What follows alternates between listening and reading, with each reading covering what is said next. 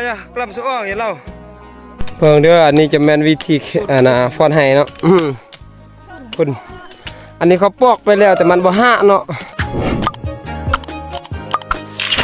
สบายดีพี่น้องป้องปายเบิดสุขสุคนเนาะมื้อนี้มาพอกับใส่เพชรกับซองไทบ้านน้ำมุยเมืองเหนือเนาะมื้อนี้ค่อยไปไปฟอนให้ไปปุเระหั่นน่ะคนเขาเจ้าก็ไปหลายเติบมื้อนี้ไปสวนอ่าวไปสวนอ่าวอีกแล้วมื้อนี้มีแต่สวนมกนี่แหละอันสวนหั่นน่ะส่วนที่บนดอยไกลก็ไกลชะก็ชะเราใช่ที่จะลุยยังคนก็ยอกก็มาคนตำวาดในสู่ก็นึ่มเราสู่เมื่อเช้าแคมครานนางแนมมือนางแนมกลางเง็ดจังปลอหนึ่งไปตอนนี้เรากำลังสิไปเนาะจากหน่อยฮอดบนส่วนเราใครสิเบิ่งว่าไผมาก่อนแล้วไผมานำหลังวิธีฟอนให้ว่าเป็นแนวใดเนาะนี่แหละกำลังสิไปเนาะทุกคนตอนนี้เรากำลังสิมาฮอดให้แล้วเนาะตอนนี้จะแม่นเขาเจ้าแควไปแล้วเนาะแควแล้วอันนี้นะเจ้าก็แควเสื่อนไปแล้วอันนี้เดี๋ยวที่เราก็ที่เรา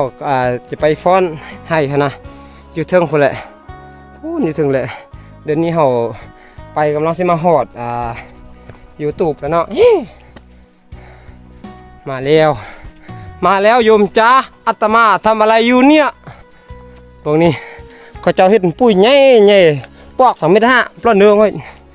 เนาะตอนนี้มาอยู่ตุบเป็นที่เรียบร้อยแล้วเนาะเดี๋ยวสินั่งรอถ่าว่าเขาเจ้าสิมาไล่บ่มื้อนี้นี่คน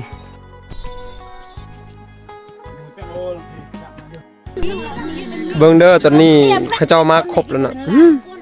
เบิ่งดูมาครบแล้วเนาะ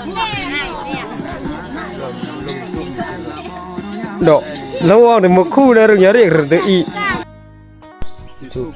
เอาทุกคนตอนนี้เรากำลังสิไปแล้วเนาะมาเบิ่งกำลังออกจากตู้เรียนจากตู้พนากำลังจีย่อนะกันนี่นะนี่คนนักนี่ก็ย่อมื้อนี้เราไปพอประมาณ27-28คนนี่แหละพุ่นเขาจะไปก่อนแล้ว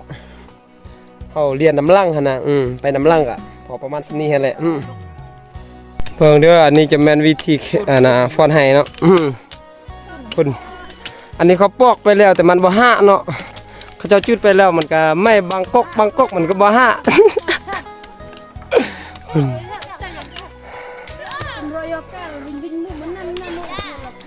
คุณนะ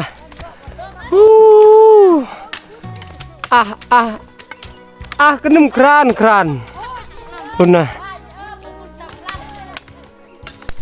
สาวนินมาปูรักได้แคมนาผ้าก่อนเยอะคุณวิธีแควก็พอประมาณสำเนียงแหละวันนี้เขาไปฟ้อนเนาะไปฟ้อนอยู่ที่เระเนาะครับก็พอประมาณสำเนียงแหละคลิปอันไปฟ้อนให้เนาะทุกคนตอนนี้เขาฟ้อนให้แล้วเนาะเบิ่งตั้งแต่พุ่นมาเนาะเขาแควมาฮอดนี่เนาะเขาพากันฟ้อนแล้วก็มาฮอดนี่แล้วเดี๋ยวนี้พุ่นจากนั้นเขาสิแควอันที่เขาเจ้าแควแล้วเนาะเดี๋ยวนี้เขาสิแควไปแควต่อตัวนั้นนั่นแหละตอนนี้แล้วเดี๋ยวเขาสิไปต่อทางพุ่นเขาเจ้ายังฟ้อนอยู่เขาเจ้ายังฟ้อนยังเต้นอยู่ทึ่งพุ่นเนาะเขาเจ้ายังเรื่อมอยู่ทึ่งพุ่นเนาะบ่แม่นเขาเจ้าเรื่อมเขาเจ้าปูดตอนนี้ยังพุ่นเบิ่งแม่เนาะ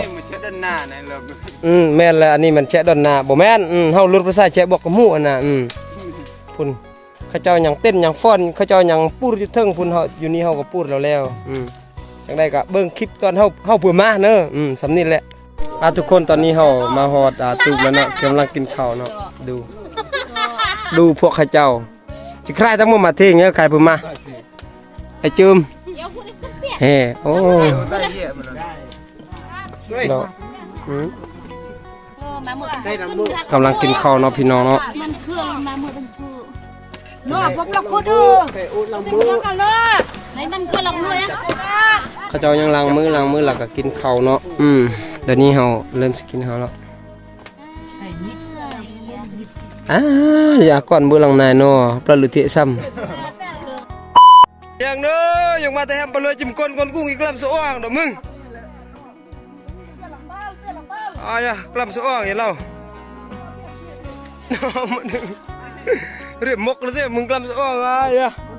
เกินอยู่เพื่อนเลยตั้มเราก็ตั้มแรกแล้วสว่างลังกี้มัวแก้นประไลนั่นลังกี้นี่อันไหนจะมือยาวารเม็ดya rata nyam ni no war rata nyam lah sing war ki